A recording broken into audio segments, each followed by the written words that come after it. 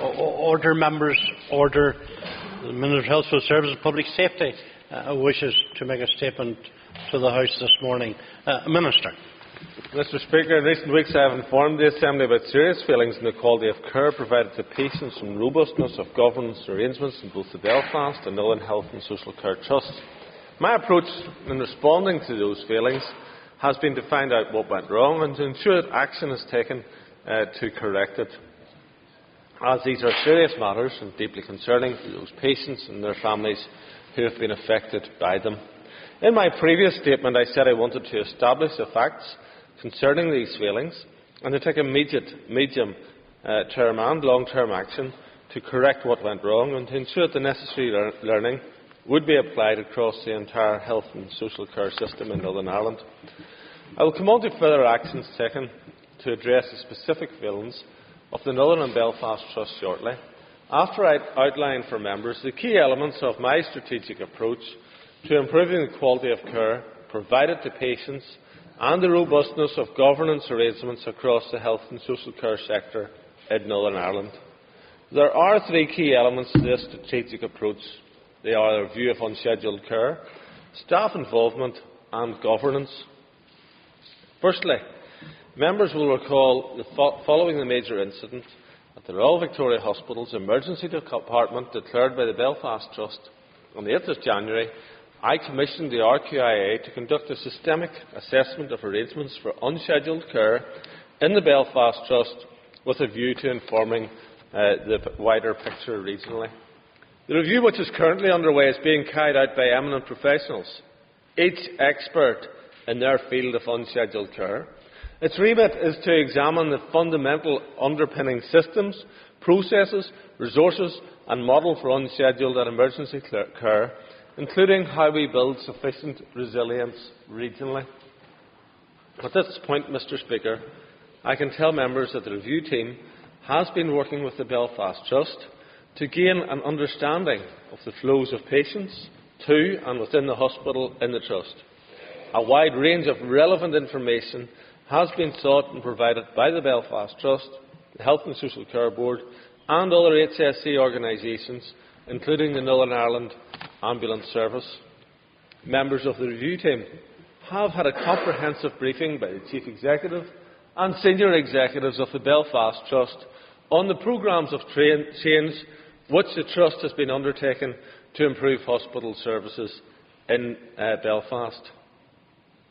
During the next month, the review team will be visiting Trust facilities and meeting with frontline staff and managers. They will also be meeting with other organisations in relation to the wider regional aspects of the review. The chair of the review team has had initial visits to all trusts, including NIAS. He has advised that in every trust there are examples of innovations designed to improve the flow of patients and their experience of the care provided.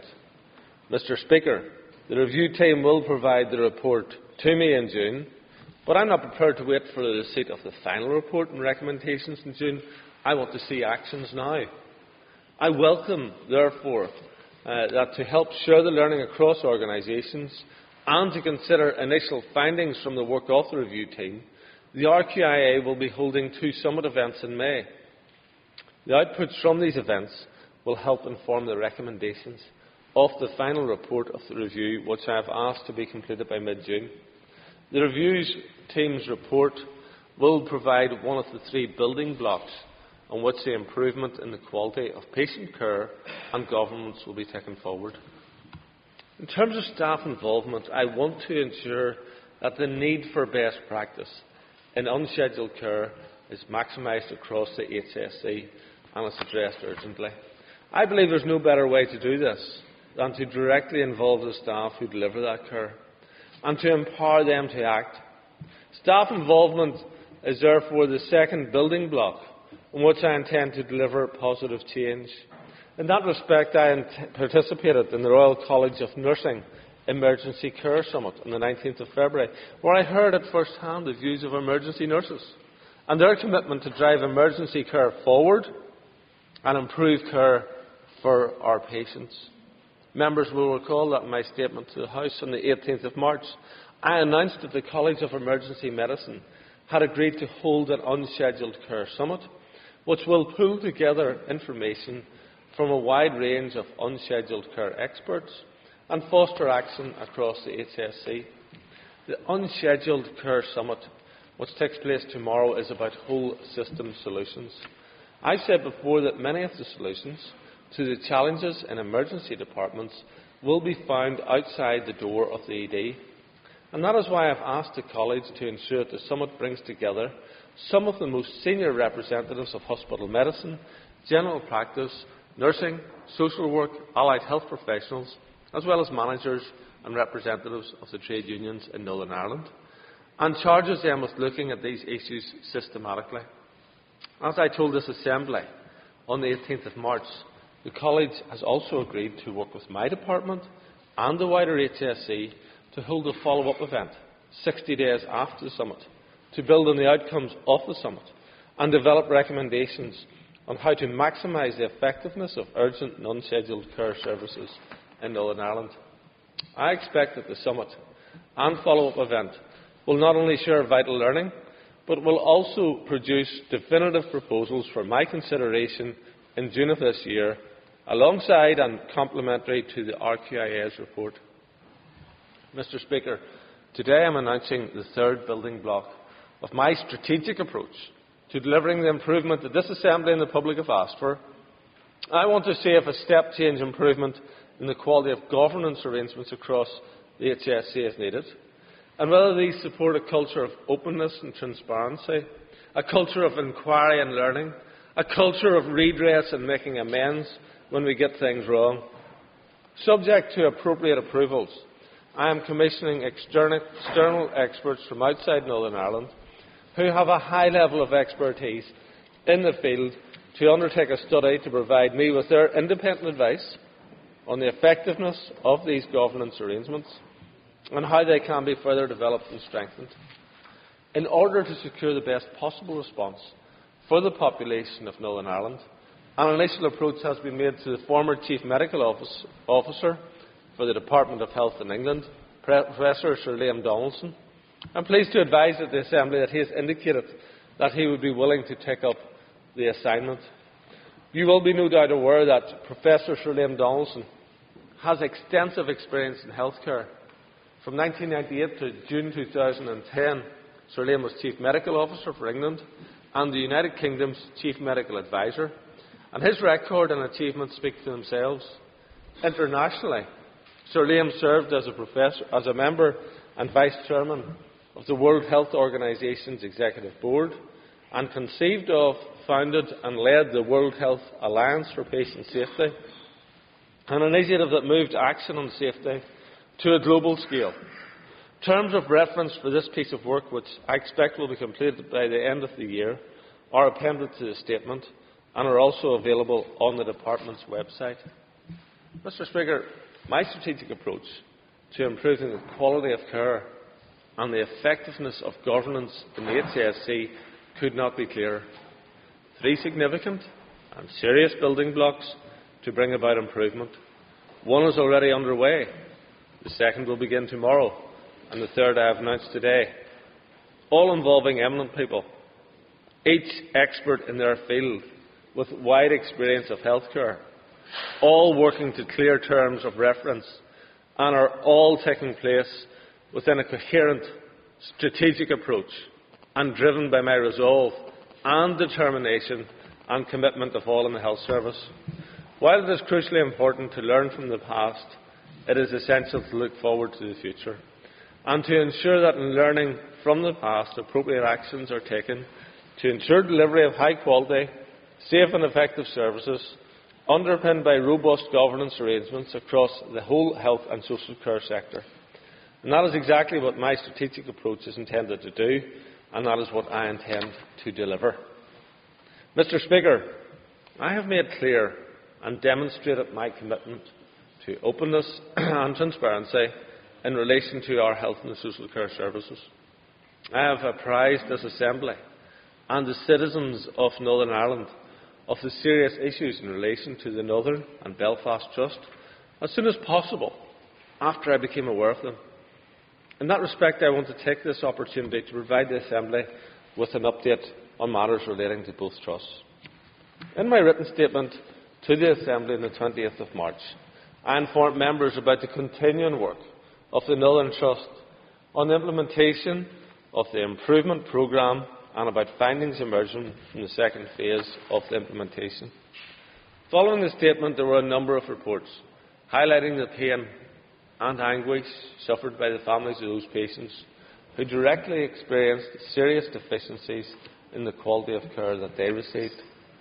As I indicated in my statement on the 20th of March, I asked the Trust to confirm to the Department as soon as possible that all appropriate action, such as initiating fuller investigations and making sure all affected patients and families are given the appropriate information and support, has been completed.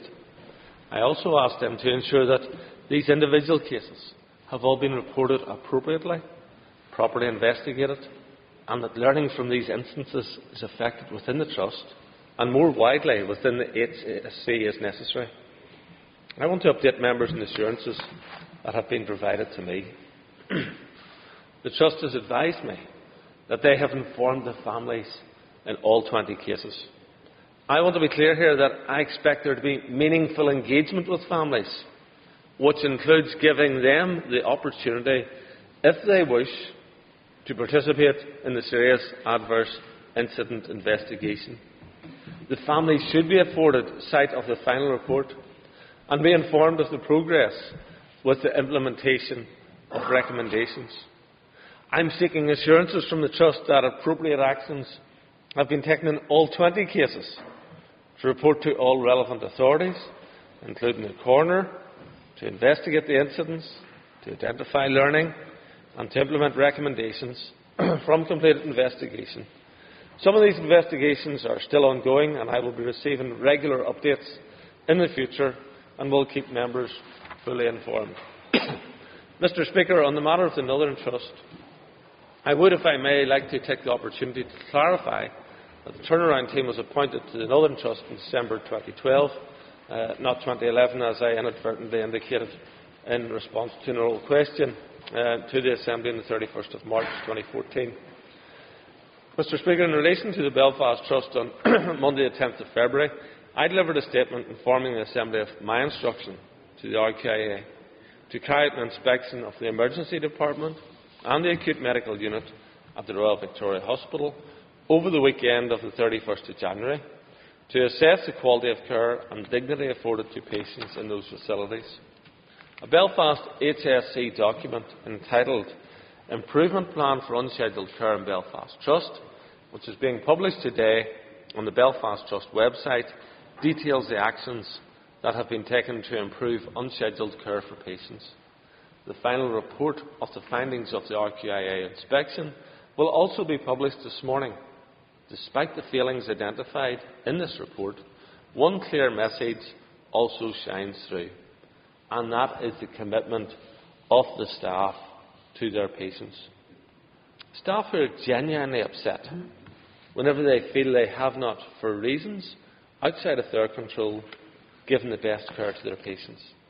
These are doctors and nurses, social workers and many other health professionals, porters and domestic staff and managers who are making enormous effort to ensure that the sickest and most vulnerable people are given priority and patient safety protected. My thanks and appreciation goes out to them all. The challenges are complex and some of the solutions will not be immediately deliverable. When I made my statement to the Assembly on the 10th of February, I outlined the RQIA's interim findings from its inspection. These interim findings are not fully reflected in the report published today.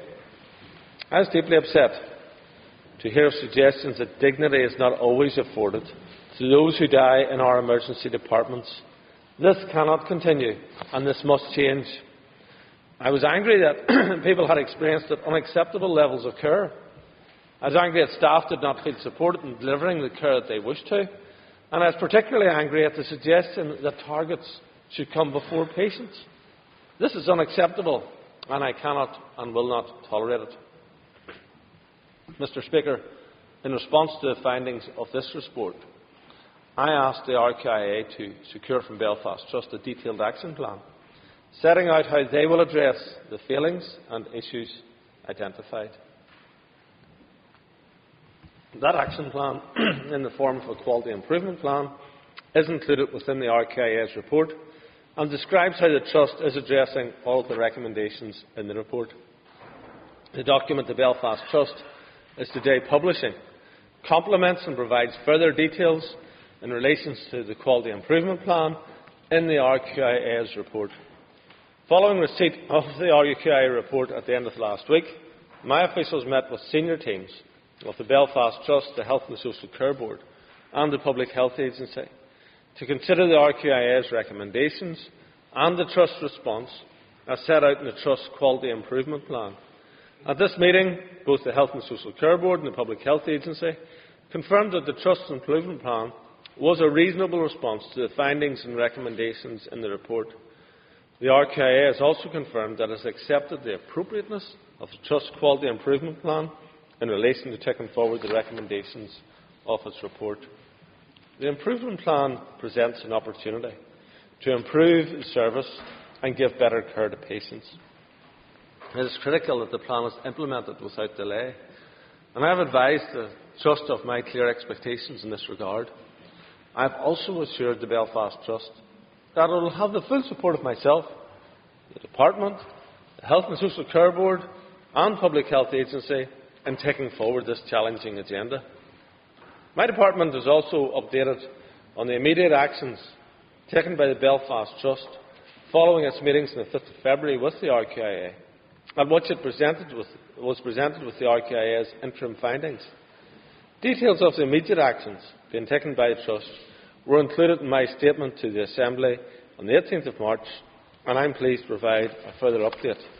Namely, the completion of a nursing workforce review, which, as I announced in my statement on the 18th of March, has resulted in the appointment of 15 additional nurses in the emergency department and 25 in the acute medical unit. This increase in nursing staff will permit, for example, an increase in nurse-to-patient ratio in the resuscitation area to 1:1, and an increase in the number of nurses to 4 in the focused assessment areas at all times. In respect of the AMU, the additional staff will facilitate a greater level of personal care and assistance with nutrition. The Trust Chief Executive and senior team have reinforced to staff directly that patients must be admitted to beds on the basis of clinical priority, not targets. There will be senior management cover for evenings and weekends to provide support and guidance for staff and aid the flow of patients. The Trust, in partnership with trade unions, immediately provided support clinics in the emergency department and acute medical unit to give immediate support to all staff working in these pressurised environments. The support team was made up of senior, experienced nurses, occupational health staff, human resources staff and trade union colleagues. A review in respect to support services has been completed, and this has resulted in a dedicated portering team based in the emergency department 24 hours each day, every day. There are enhanced cleaning services in place with dedicated cleaning staff for emergency department until 10 p.m, with further services then available from the night cleaning team until 7 a.m. Additional catering provision is now in place, which is overseen regularly by the catering manager supervisor. Supplies of water, tea and coffee and light snacks are available in the department at all times, and emergency stores are readily available for times of surge. Security is readily available 24 hours each day. A learning and development support programme is in place for all new nursing staff to ensure that they have appropriate levels of training and induction to support them in their new roles. The Trust is establishing systems to ensure that staff receive feedback on any safety concerns which they raise, including through team meetings. Additional senior nurses for ED and AMU have been appointed to oversee clinical care. An Associate Director of Nursing for Unscheduled Care is to be appointed. An ED Clinical Lead for Safety and Governance is being appointed. The use of internal transport with nurse escort to improve timely transfers between sites a direct assessment and admission facility for frail elderly on Level 7 Belfast City Hospital is in place. The Trust will ensure that additional stocks of pillows and blankets are held and are available to the sister charge nurse for the time of the increased requirement, and these will be ordered and stocks overseen by the ward sisters. The Trust has reviewed and is in the process of procuring the necessary additional patient equipment, such as cardiac monitors, IV pumps, etc., and the functions of the acute medical unit have been clarified, and additional arrangements, such as a 4 p.m. meeting between patient flow coordinator and senior medical decision makers, have been put in place, and additional administrative support to ensure 24/7 clerical support in AMU has been put in place. As I advised in the statement of the 18th of March, this action has built on the initiatives already taken by the Trust following the recommendations in the review of the Emergency Department carried out by the College of Emergency Medicine last year, details of which were included in my statement of the 18th of March. While these actions in the Trust's improvement plan will improve the experience of patients using the Emergency Department and the Acute Admissions Unit in the RVH, the Trust cannot at this time guarantee that the Manchester triage diagnostic timescales for patients who present at the Emergency Department will be adhered to at all times. This is due to the inability to fill all of the medical posts and has potential to impact on the care provided to patients at times when the Emergency Department is under pressure, if seriously ill patients wait longer than recommended. This issue has been recognised by the Trust and has been included in the Trust's risks register, and appropriate mitigating action is in place, which is monitored by the Trust and Health and Social Care Board.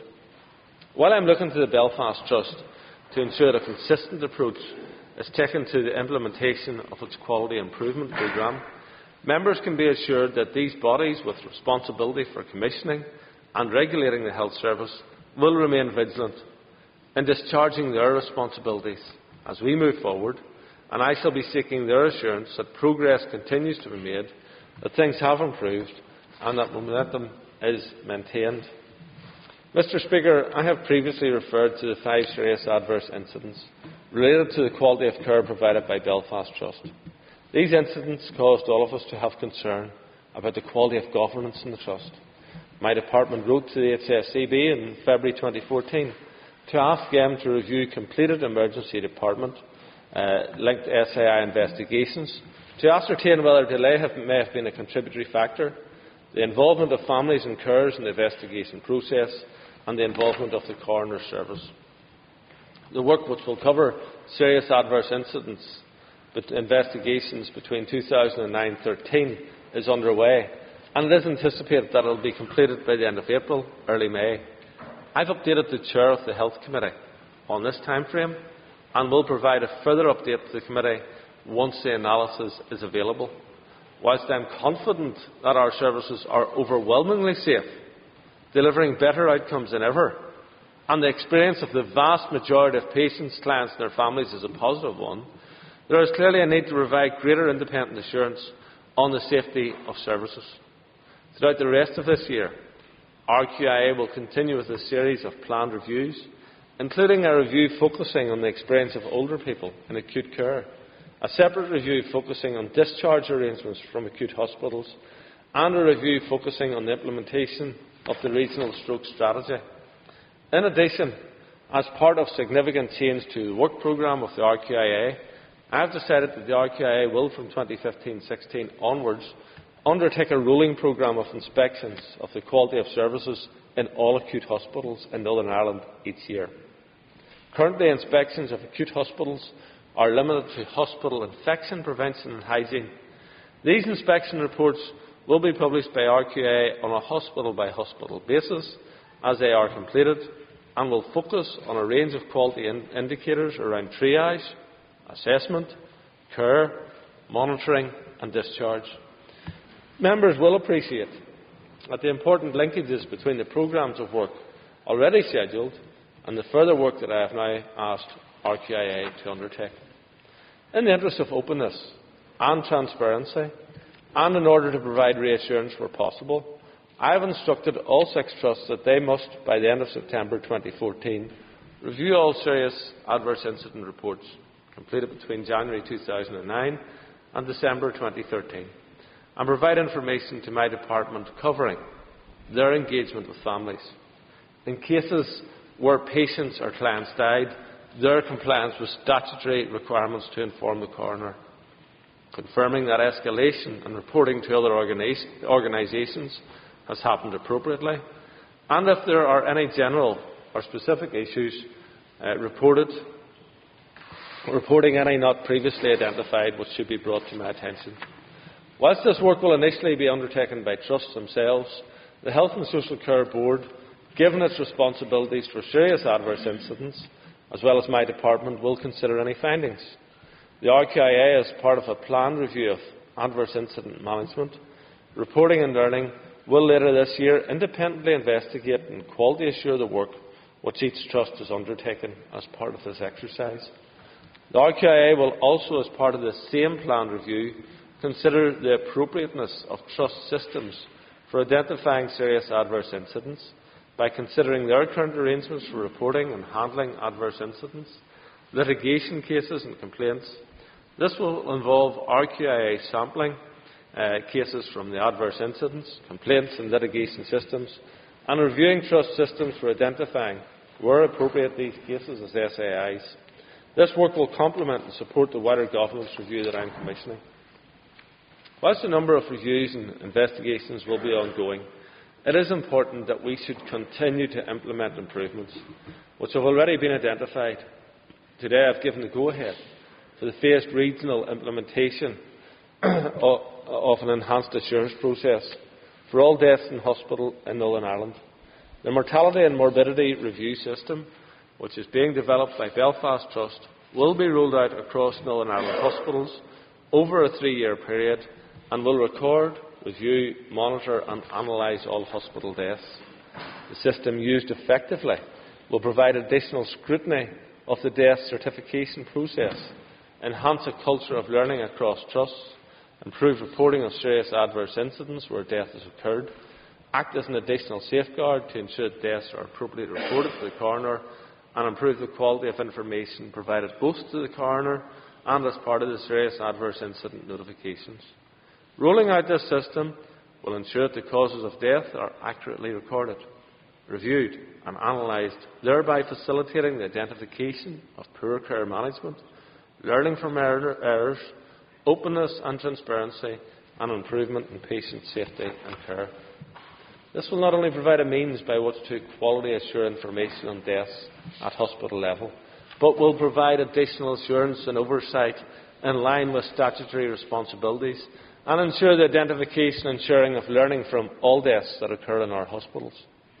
Mr. Speaker, I am in no doubt that the incidents and revelations of recent weeks have dented the reputation of our health service and has caused distress for those patients and their relatives who have been directly affected.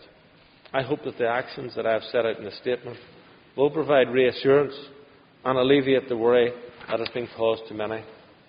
In conclusion, I want to assure the Assembly and the public that I am committed to ensuring that the quality of care provided to patients, coupled with the corporate governance that underpins care, is the best it can be, and to ensure that we have a mindset across the HSC that will deliver this.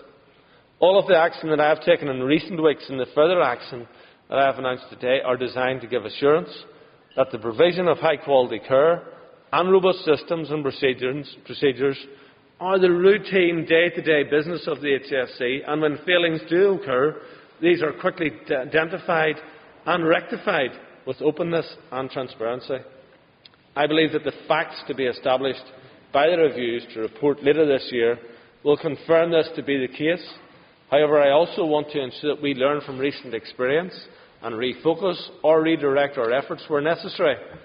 I am confident that the strategic building blocks that I have put in place will deliver over time a step-change improvement in the quality of care provided to patients and the quality of governance arrangements across the health and social care sector in Northern Ireland. I commend the statement to the House. Maeve McLaughlin, Chair of the Health Committee. Ms McLaughlin. And I thank the Minister for a statement. However, Concooler, I think there is little new in this statement today, except for an initial contact with the Chief Medical Officer in England, and except for an enhanced role for RQIA. And I listened very carefully as the Minister referred to a culture of learning and a culture of inquiry. I would suggest, however, that our staff and patients require a culture of action.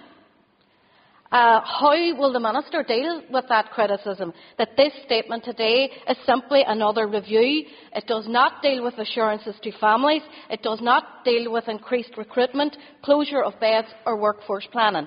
And I note specifically, Concooler, on page 3, the Minister is seeking assurances from the Trust in relation to the 20 cases in the Northern Trust. And I ask specifically, has that assurance not been given yet, that appropriate action has been taken? And is the Minister actually suggesting to this House today that this is new, or that this statement will make any difference to staff and patients in our emergency departments today? I would call on the Minister to provide actions, not reviews or words. Thank you, Mr. Speaker. I noted the member didn't apologise to the Speaker for falling asleep during the speech, because she must have been sleeping whenever she didn't actually notice a whole series of actions that are being taken, including the employment of additional 40 nurses, a review in respect to the support services being completed, which has resulted in dedicated portering on a 24-hour basis each day, enhanced cleaning services put in place. The Trust is in partnership with trade unions, providing support clinics in emergency departments and an acute medical unit, security readily available 24 hours each day, additional catering and provision in place now to be overseen by the catering manager and supervisor, ensuring supplies of water, tea, coffee and light snacks, Trust enabling systems to ensure staff receive feedback and any safety concerns, learning and development support programmes being put in place, additional senior nurses for ED and AMU, an associated director for nursing and scheduled care to being appointed, an ED clinical lead for safety governance being appointed, the use of internal transport with nurse escorts to improve timely transfer between sites, a direct assessment and mission facility for the frail elderly, and on level 7 of the Belfast City Hospital. And I could go on, but it's quite embarrassing, really. Jim Wiles. Mr. Wiles. Minister, could I congratulate you on engaging the service of Liam Donaldson, Sir Liam Donaldson, who is one of the most foremost experts in healthcare in the United Kingdom. Could I just ask him what engagement has he had with the CAM, the Royal College of Nursing and the BMA in relation to his statement? Well, in terms of the Royal College of Nursing, they held an emergency care summit, which I attended, and we have engaged with them on that.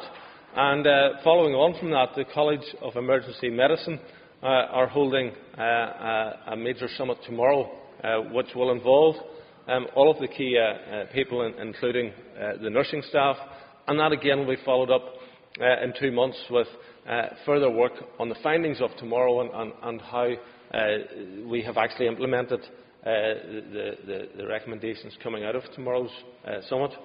We meet regularly with the RCN, and that is something that we will continue to do. And that is something which is very, very important, because our nursing staff provide frontline care day and daily. They can see the problems, they can identify the problems, and it's very important that we're paying attention and listening to them and where they identify issues of concern. Bill McKinney. Mr. McKinney.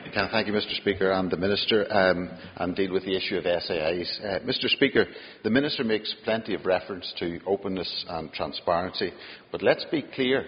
The issue here is about potential cover-up and potential failure of a statutory duty to report. So what does the Minister propose?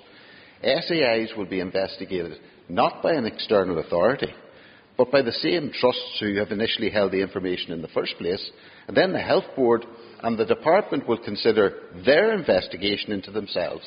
Mr. Speaker, I suggest that this is the Health Service investigating itself.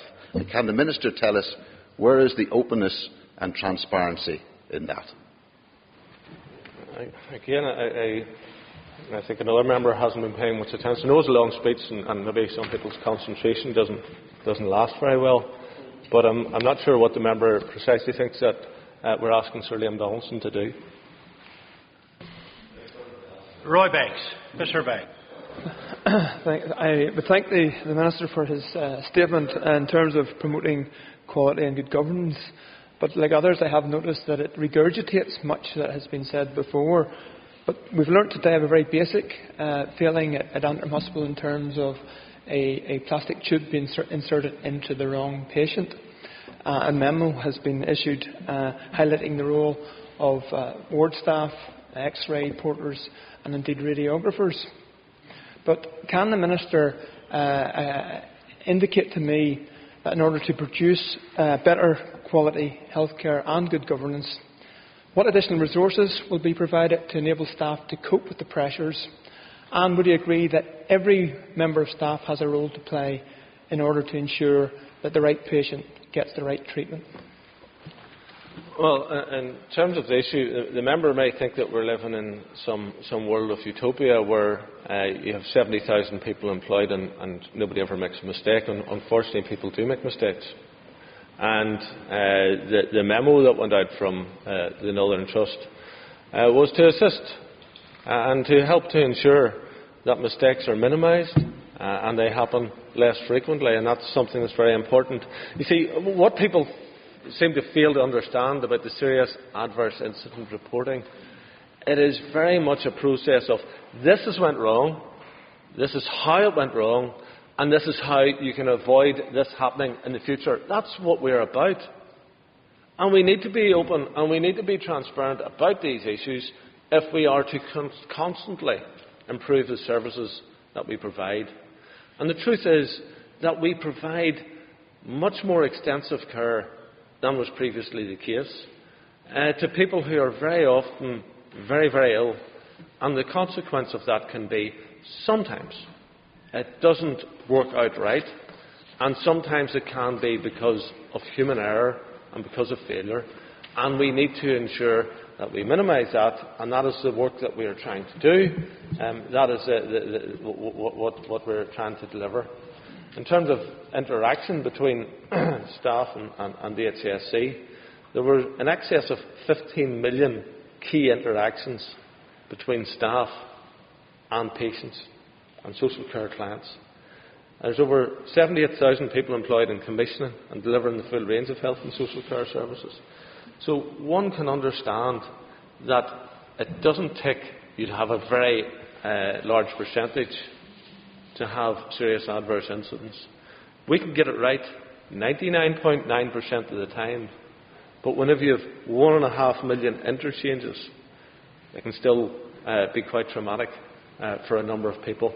Thankfully, the vast majority of people reporting to us are reporting of good experiences with health and social care.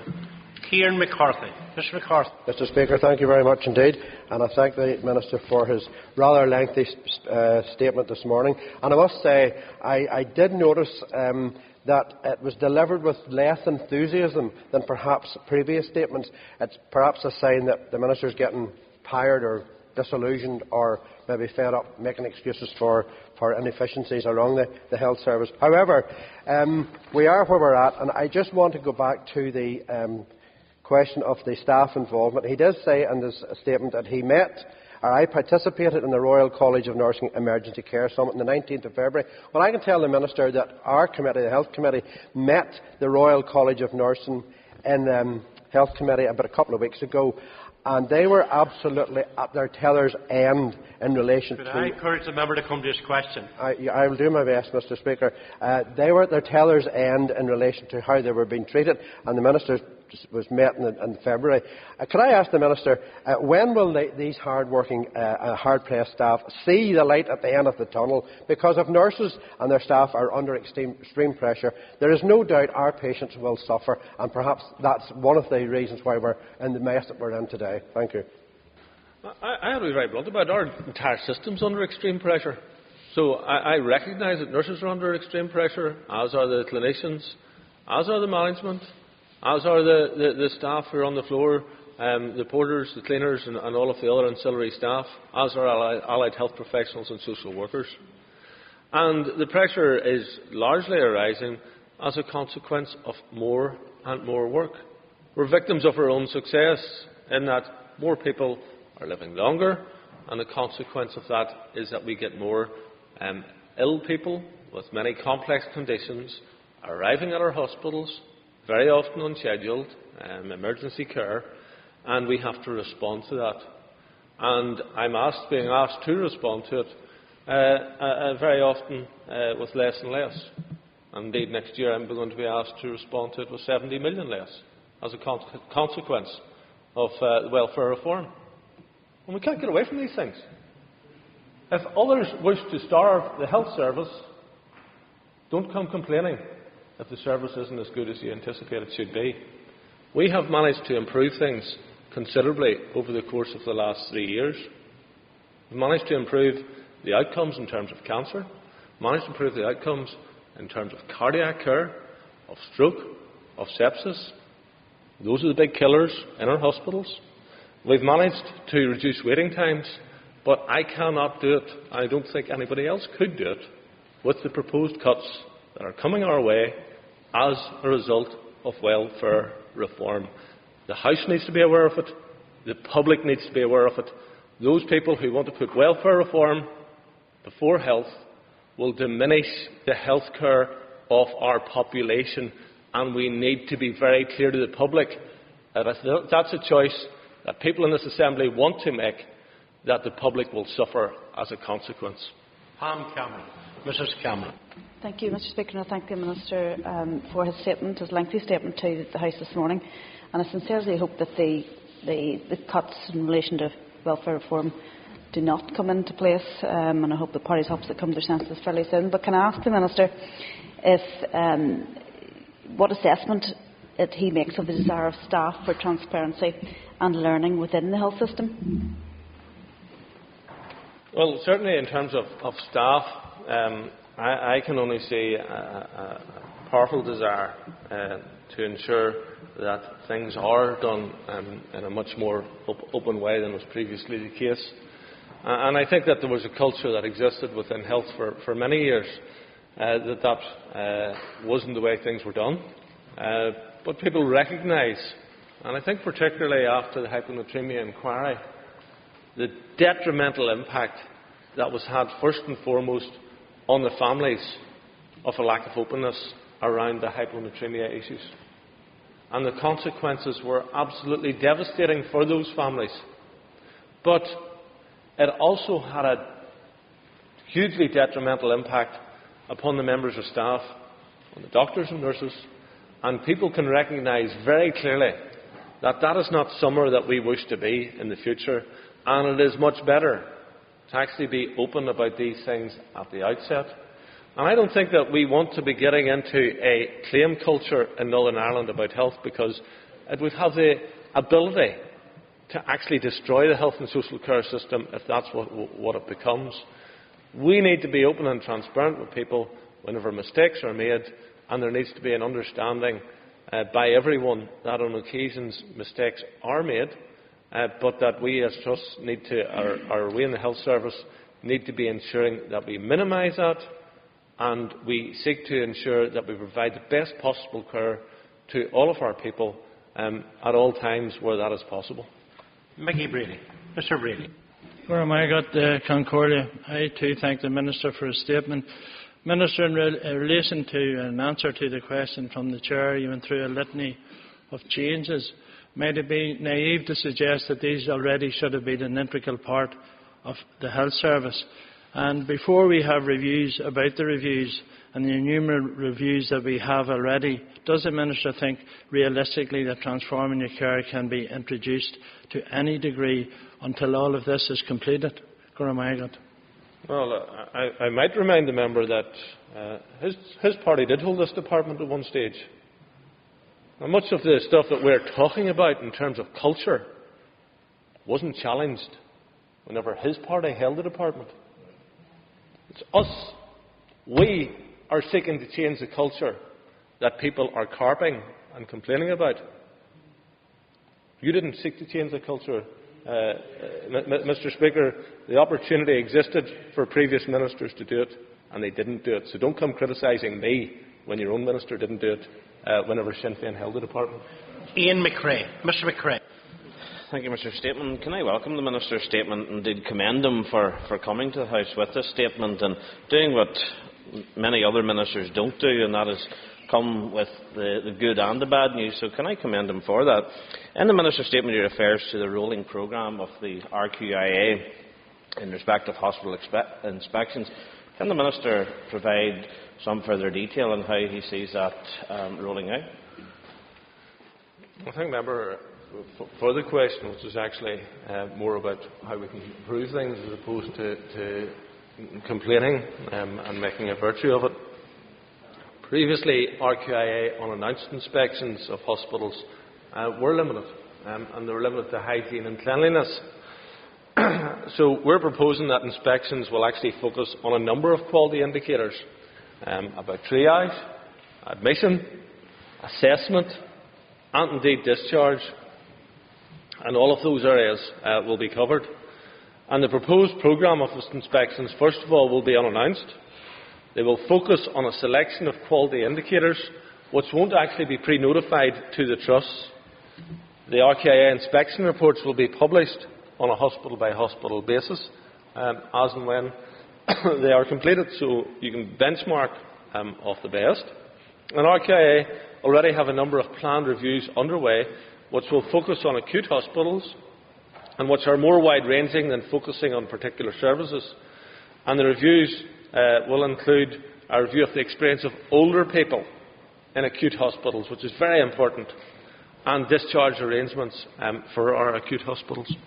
Can I make reference to the 20 families that were affected within the Northern Trust area in which the Minister made a previous statement? Now, Minister, those 20 families were not all informed before you made that statement, and indeed had to go to other MLAs and had to go to the media to get in contact with the health service to find out whether it was actually them they were talking about. So I find it highly ironic that the Minister is accusing other people of being asleep when he was asleep at the wheel in regard to that case there. So can I ask the Minister, when is he going to focus on his own job? When will he stop focusing on welfare reform or even Barbara de Bruyne? Because at the end of the day, the buck doesn't stop with them, the buck doesn't stop with the Trust, the buck stops with you. Obviously something that I've said previously must have stung, but it's good to see that. It's good to say that that's the case. Because the 20 cases that were identified by the Northern Trust, by the current directors in the Northern Trust who I appointed. They came to me, I made it public. So that was the openness. The members had his opportunity, and if he failed to make his case very well, that's his problem.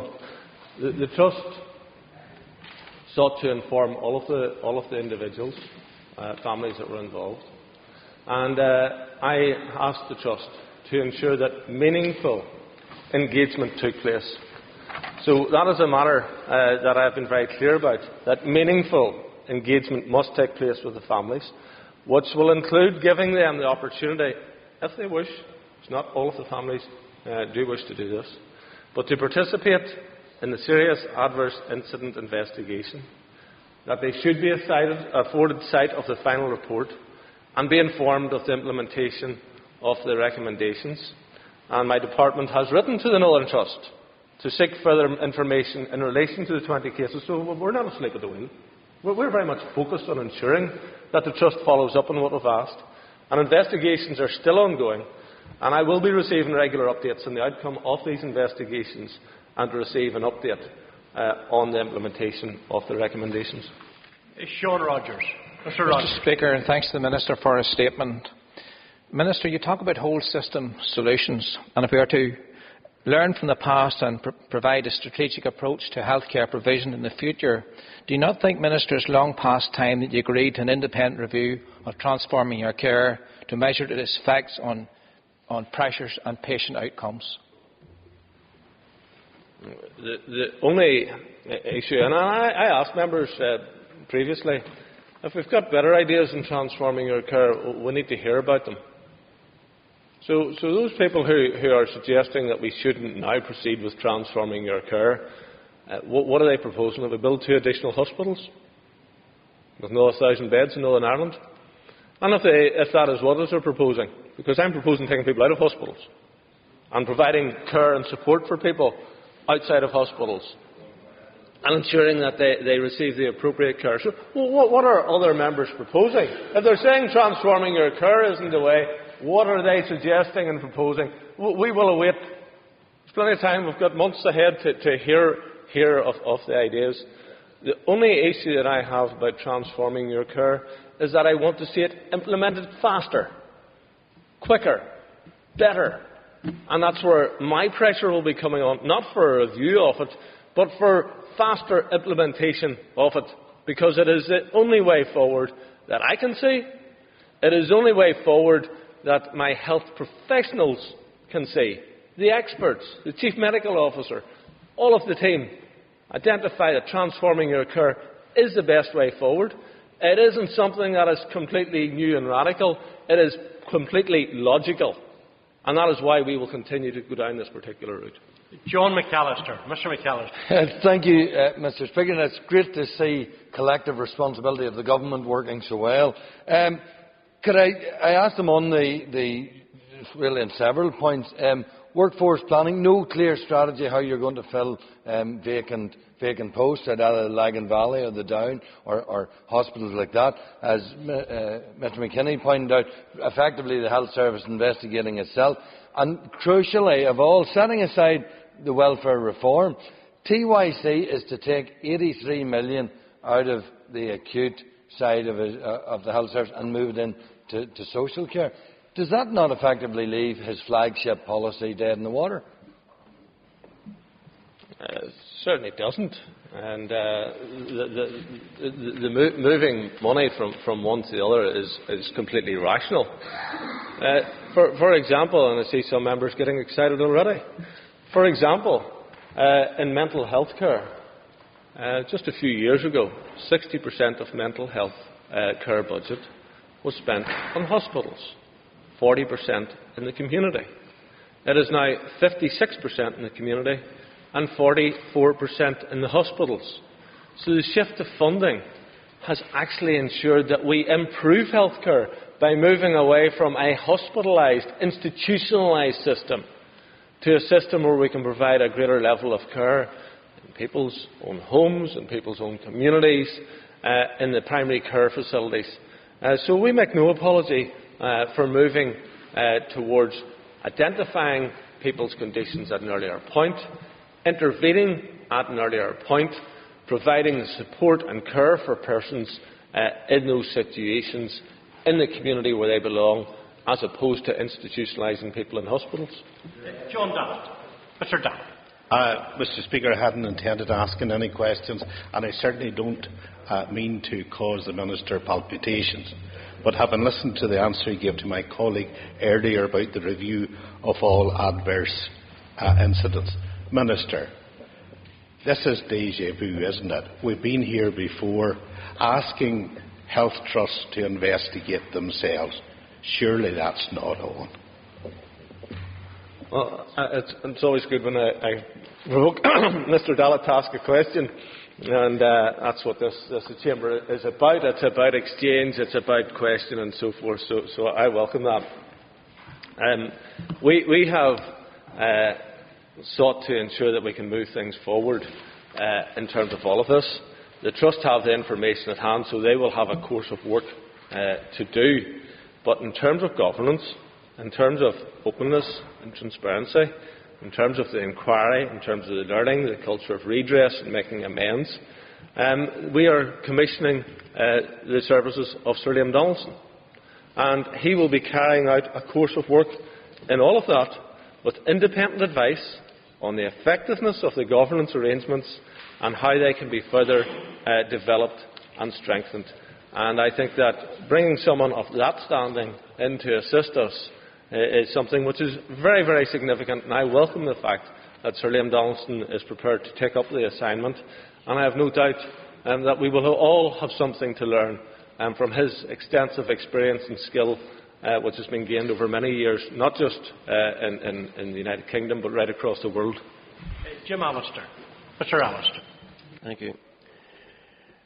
3 years into office, more reviews, more summits, more fine words, but no review of what I suggest again to the Minister is one of the biggest contributors to the difficulties and chaos in our A&Es, namely the reduction in the number of beds in our hospital system, whereby over the last 5 years the number of beds has been reduced by something between 16 and 20%.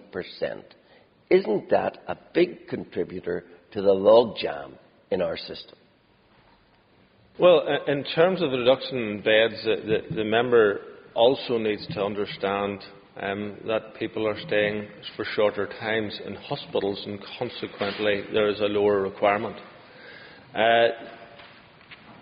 In respect of all of this, there is an issue that we need to identify, and that is what we can critically run a hospital at in terms of the levels of occupied beds. And the pressure point, the tipping point, can be difficult at times if a hospital is already at capacity. So that is something which is very, very important that we are continuing to observe and continuing to ensure that we do have appropriate beds available.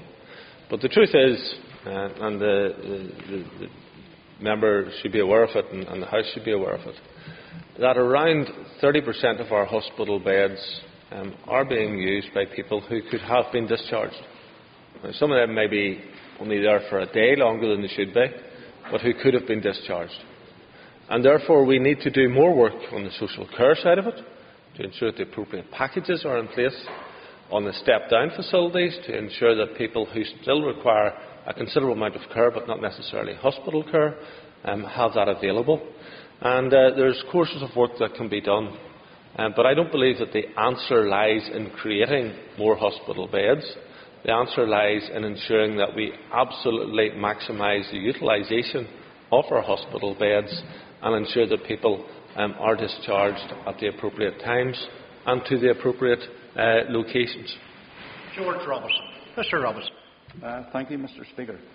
Could I commend the Minister for his very welcome statement and congratulate him on the job that he is doing in very difficult circumstances? And could I ask him what experience does Liam Donaldson bring, particularly in terms of patient safety? Well, Sir Liam was chair of the World Health Organization Patient Safety Programme and the National Patient Safety Agency, and is currently the Patient Safety Envoy to the Director General of the World Health Organization. He is recognised as the leading international voice on the issue of healthcare quality and patient safety. As the Chief Medical Officer in England, he is responsible for a number of seminal policies on patient safety, including an organisation with a memory in 2000, Getting Ahead of the Curve, a strategy for combating infectious diseases, 2002, Good Doctors, Safer Patients, proposals to strengthen the system to assure and improve the performance of doctors and protect the safety of patients, 2006, and Safety First, 2006. This is an individual who has spent a lot of time and given a lot of his expertise dedicated to patient safety, and I think it is really good news for Northern Ireland that we have been able to secure his services to assist us in further improving patient safety in our hospitals. Order, members. That includes questions on the ministerial statement.